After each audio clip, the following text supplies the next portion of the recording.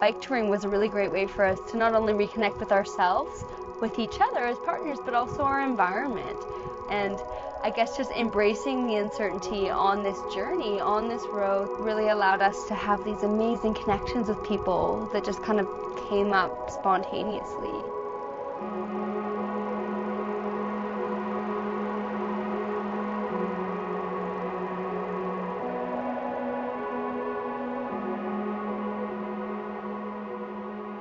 I met my friend Guillaume at a bar, and we were just getting kind of drunk and talking about travel and things that we were going to do with our lives. And this idea of doing the Pan American road from Alaska to Argentina came out.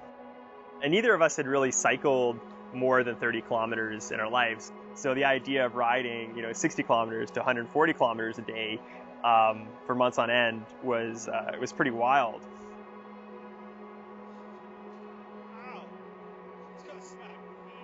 It was kind of a big step for us to take together in a relationship as well, but it just kind of speaks to our common interests and our common love for adventure. Well, just to think that after only knowing each other for 2 months, we decided to go on a 2-month trip together, just the two of us with our lives on the back of a bike at a tent, and just head out. You get to know someone pretty well. Yeah.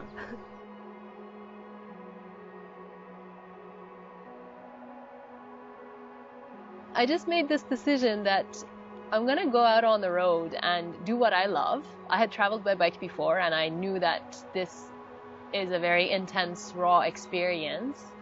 And I just somehow knew that traveling by bike will bring me to what I need.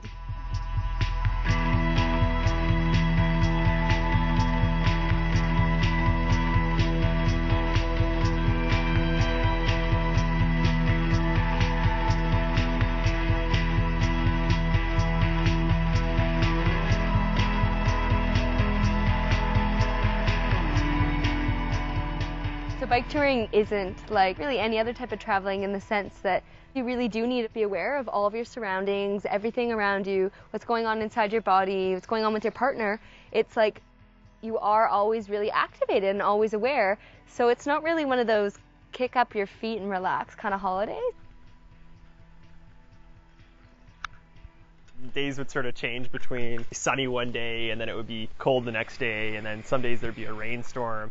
And so sometimes a shower was like a bathroom sink in a gas station or a nude swim in a river.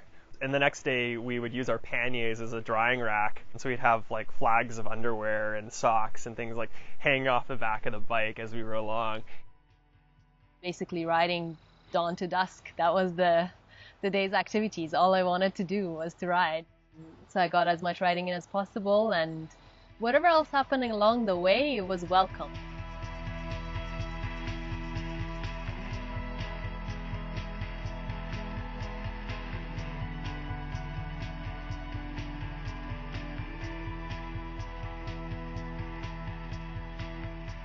The thing I love about bike touring is that you sort of you set the stage for things to happen by chance.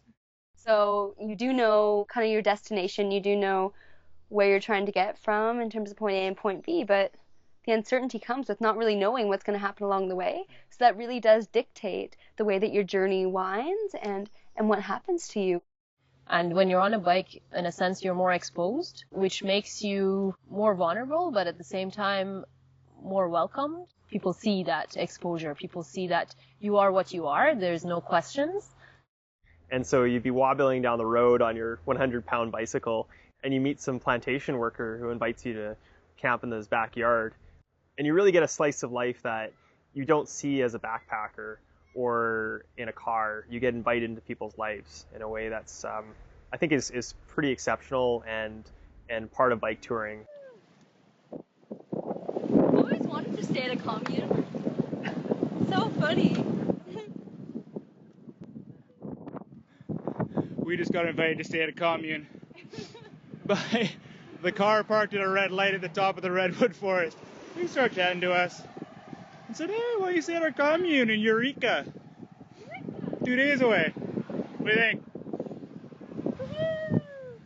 Yeah. And we went up there and checked it out, and it was amazing experience after amazing experience. So the commune is the oldest hippie commune in the western United States. It's been running for about 40 years, and it was started by a clown and an activist named Wavy Gravy. What do you know, but next door, they're setting up a music festival. Just by chance, we showed up on a Friday, music festival starting that night. Because we were living on the property, we were able just to go in and enjoy it. Like things couldn't get any better, we were told that there's actually a clown camp on this commune. And again, we're welcomed into this amazing community of people that, I mean, just very open arms and something that wouldn't have happened unless we just sort of followed our gut.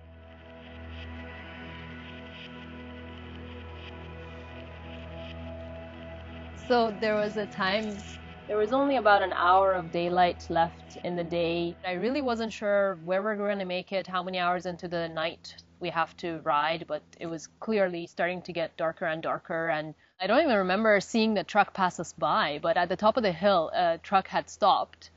And this little short Asian sweet girl, she invited us to spend the night at their home. It was perfectly welcome this night because we were nowhere close to a guest house. We were not in agreement about camping in the wild that night, and they just appeared out of nowhere. I don't remember their truck passing us by. They had these massive plantations of fruit trees and rubber plantations around their home, which was their business. And they set up a tent in the middle of the big room for us to spend the night, like camping inside their home. And it was really, really wonderful to see inside of the life of a genuine Thai family. And it was really, really sweet of them to take that recognition that we might not be able to make it to a safe place to sleep that night and to stop and invite us in. It's really like we became family. Like, I hope that they can come to visit here someday.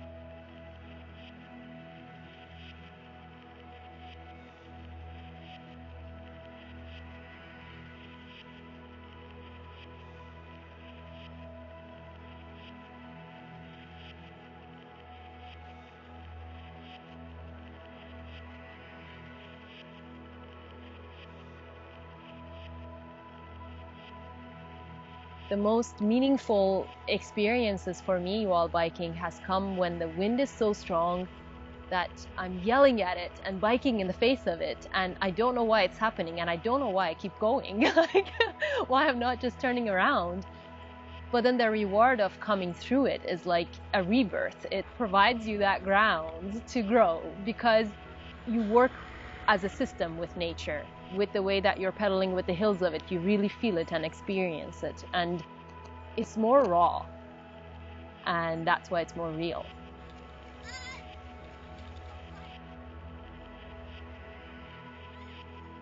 Even though you're going through something grueling, I think when your body is challenged like that, I found a lot of peace in just exercising all day long and taking in a new place. And I miss it. For sure, and I can't wait to get out and do it again. It pushed me to embrace the uncertainty of some of the social connections that we find ourselves in, especially with complete strangers while on a bike, on the side of the road or wherever it was. We didn't accomplish what we'd set out to do, but the trip became very little about making it to Argentina and more about just the daily adventure and you know, my friendship with Guillaume and all these interactions we'd have with people.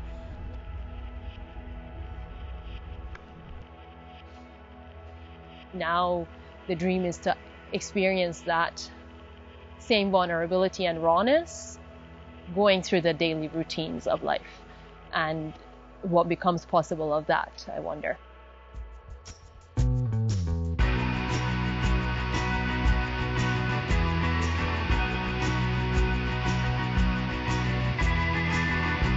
Not a bad road to be on, eh?